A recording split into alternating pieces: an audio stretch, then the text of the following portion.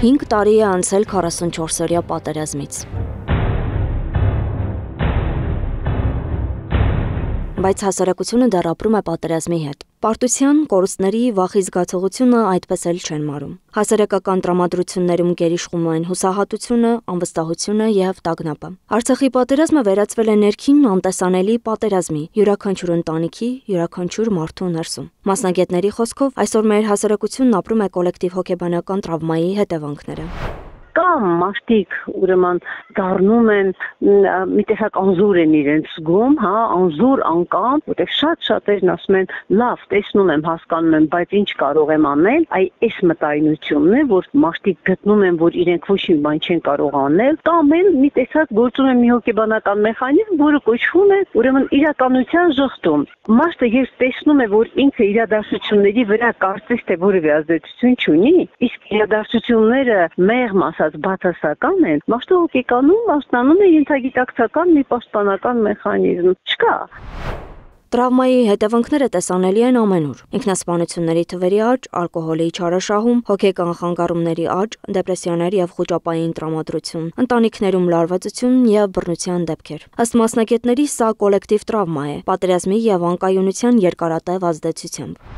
Տրավմատիկ հասարակությունները այդ իրավիճակից դուրս գալու համար մի քանի ելքեր ունեն։ Առողջ մասը իրեն տրվում է շինարարության, ստեղծագործության, ինքնամոռաց որից է գործ անելու։ Եվ դրանով են պայմանավորում նաև մեր երկրում այդ շինարարության մեծ տեմպերը։ Երկրորդ ուղղությունը դա թմրամոլությունն է։ Մարդիկ թմրամոլության մեջ են իրենց գտնում եւ Հայաստանում տեսնում ենք թմրամոլության ծախսումը։ Երրորդը խրախճանքներին տրվելն է։ Այն երկուսը դրանք փախուստ են իրականությունից։ Բայց Հայաստանում հոգեբանական առողջության համակարգ գոյություն չունի։ Պետական մակարդակով չկան ծրագրեր, որոնք ուղղված են հետպատերազմյան վերականգնմանը։ Հոգեբանական խորհրդատվությունը հիմնականում հասանելի է միայն հասարակական կազմակերպությունների միջոցով, իսկ ով պիտի զբաղվի հասարակության հոգեբանական առողջացմամբ։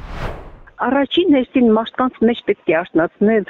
այն զգացողությունը, որ իրենք կարող են, այդպես չի, որ իրենք անկարող են, որ մեզանից յուրաքանչյուրի կախված է մեր հայրենիքը փրկելու մի փոքրիկ օղակը։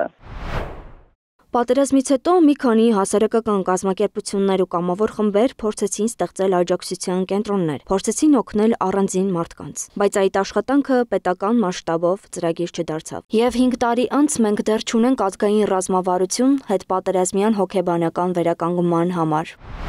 Այդպիսի աջակցությունը պետք է իրականացվի պետական մակարդակով, բայց ես ոնց որ նայում եմ պետությունը ընդհակառակը խրախուսում է, որ հասարակությունը շարունակի այդ խմբերի մեջ մնա։ Հասարակությունը շարունակի իրեն չվստահել, հասարակությունը շարունակի ընկճախտի մեջ լինել, հասարակության յուրաքանչյուր առողջ հատված իրեն քննադատի այս եղածի մեջ, այսպես կոչված այն ինֆորմացիոն թեզը, որ տարածում է իշխանությունը, պարտության մեջ բոլորը տեք մեղավոր եւ իրենց վրա այդ պատասխանատվությունը քցելու այն քաղաքականությունը, որ վարում է իշխանությունը, այսօր դա խրախուսում է պետական մակարդակով։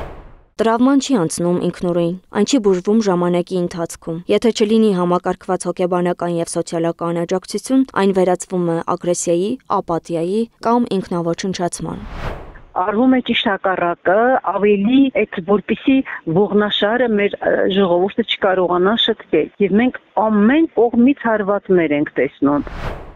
Մասնագետներն ասում են, սա լուր, բայց խորացող ճգնաժամ է, որը վտանգում է հանրային կայունությունը։ Եթե պետությունը չունի ռազմավարություն հոգեկան առողջության վերականգնման համար, ապա տրավման կփոխանցվի հաջորդ սերնդին վախի, հուսահատության եւ ճնշվածության տեսքով։